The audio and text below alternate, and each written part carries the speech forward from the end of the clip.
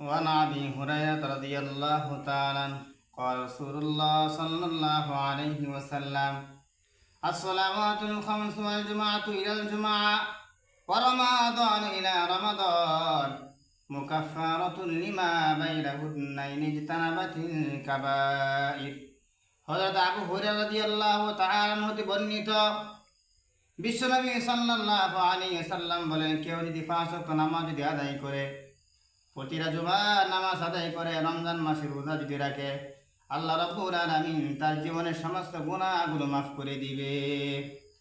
তবে বিশ্বনবী সাল্লাল্লাহু আলাইহি ওয়াসাল্লাম বলেন, ইনিজতানাবাতিল কাবাইর, শর্ত হলো গুনাহ কবিরা থেকে বাঁচতে হবে।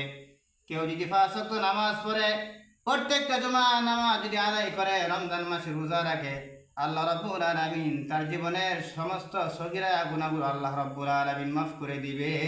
তবে কবিরা গুনাহের জন্য তওবা করতে হবে।